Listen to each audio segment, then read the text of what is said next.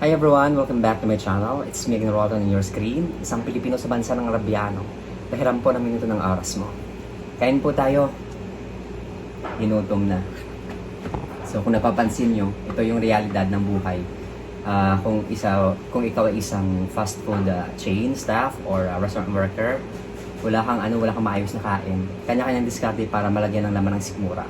So kung napapansin nyo, may isang sulok ka lang, makaupo ka lang, sapat na. Kung napapansin yung tabi ko ay lababo, basurahan, CR yan dyan sa likod. So, kain po. Pag naka 5 minutes ka masyadong matagal na yan para sa isang break, nakain.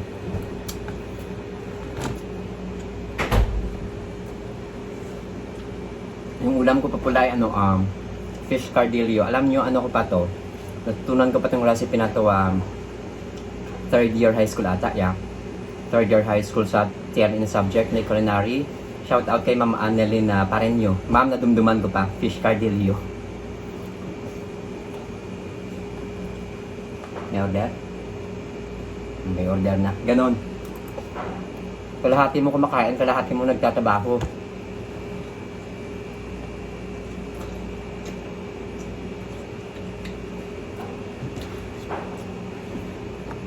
Sino nagsabing masarap ang buhay sa abroad? Ngayo, nakamuda. Gapala nakita ng likod ko, may mga barikos na ko de. Ngayo, nakamuda. Binuno, gapampala na ako di kwarta. Kaya ko yung mga nasa Pilipinas, huwag kang hingi ng hingi. Hindi pinupult ang kwarta.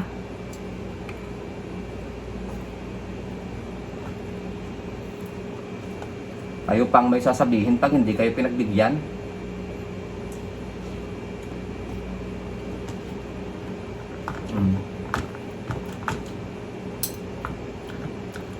Pantawid gutom lang to. Niluto ko pa to kagabi kasi sanay naman tayo sa baonan kasi elementary, high school, and even during college, nagbabaon pa ako ng kanin. Tipid-tipid ba, ulam lang yung binibili sa karinderya. Kasi pinanganak ng dukha, hanggang ngayon dukha pa din.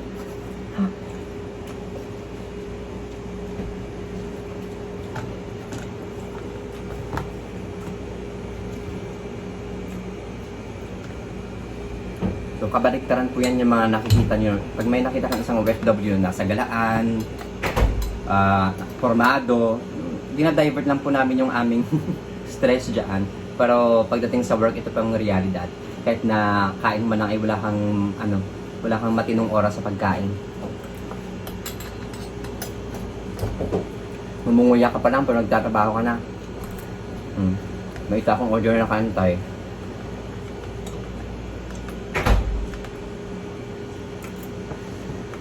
Kanya-kanyang diskarte para malagyan ng laman ng sikmura. Kasi pagkatapos bakbakan na naman.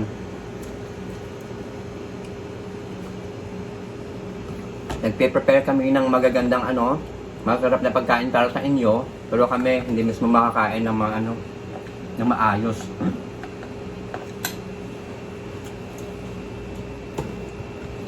Nakaupo lang ako sa tissue roll. Background ko is lababo. Basurahan sa gilid ko. Kaya yung mga nagbabalak mag-abroad, alam na. Pag mahina ang loob, mag-isip-isip na. Pero depende pa din Kung talagang may gusto kong maabot sa buhay, lahat ng dagok sa buhay isusuungin mo, lahat ng paghirap sa buhay isusuungin mo, alang-alang sa mga pangarap mo sa buhay, di ba? Yun na lang pinanghawakan ko Basta saan ba't matatapos din? Basta saan ba't yung ma-materialize din yung mga goals and aspirations in life.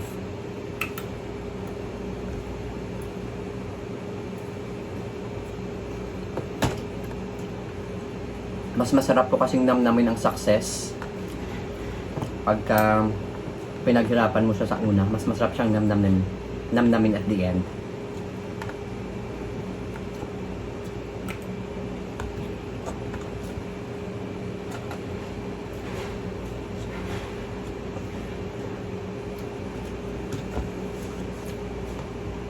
Pero it doesn't mean naman po na yung pagiging abroad yung susi sa pag-unlad sa buhay. Hindi naman po. Kahit nasang lupalop tayo ng mundo, pwede tayong una sa buhay. Depende po sa diskarte natin sa buhay. Kasi sa atin pa rin yan manggagaling kung anong gusto natin sa buhay. Kahit sa Pilipinas, kung gusto mong umunlad, makakaunlad ka, depende sa diskarte mo. It doesn't matter kung anong klaseng gobyerno meron tayo, anong klaseng economic meron tayo, ekonomiya meron tayo.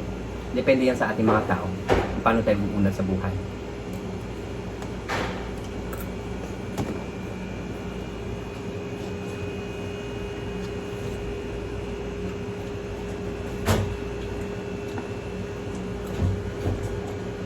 Saglit lang to.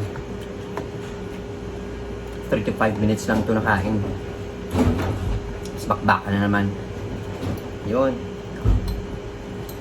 Sumisenyas yung kasama ko doon. May order. Sige lang. Saglit.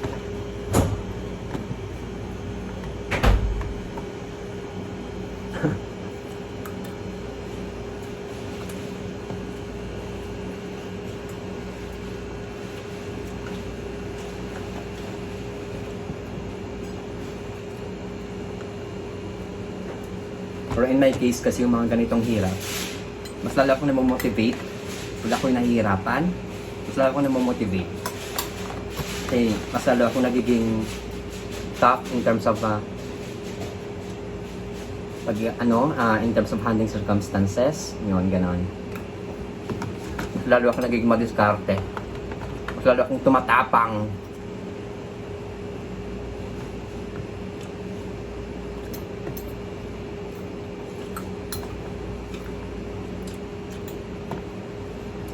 Five hours lang yung tulog namin ngayon kasi Friday ngayon, so weekend dito.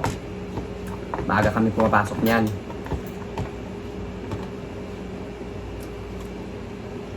Kasi expected ang dadagsang customers.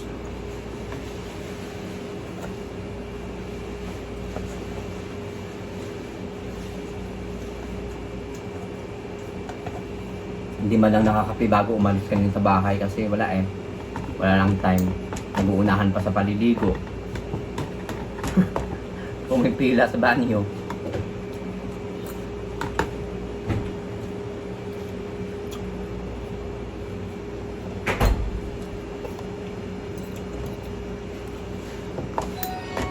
Yan. Tunog lang ang tunog.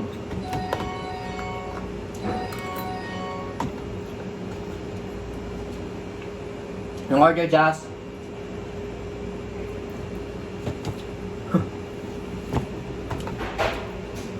Ngumunguya ka pa pero yung isip mo nasa trabaho na.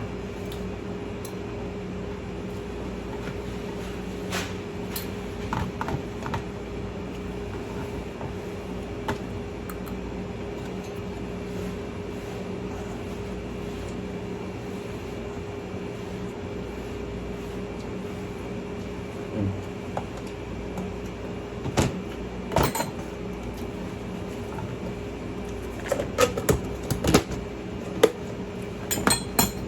5 minutes is over.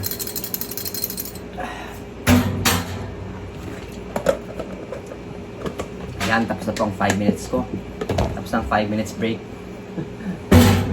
So, yun lamang po. At least nakita nyo naman kung ano ang buhay ng isang fast food chain staff or restaurant worker. So, ganun po. Ganun po. Isa po yan sa mga perks na tinatawag joke. So, maraming salamat po sa panonood. Sana po ay naaliw ko naman kayo sa araw na ito. Please do subscribe, like, and comment on my YouTube channel. Laging tandaan, ang mapagpakumbaba ay pinagpapala. God bless everyone.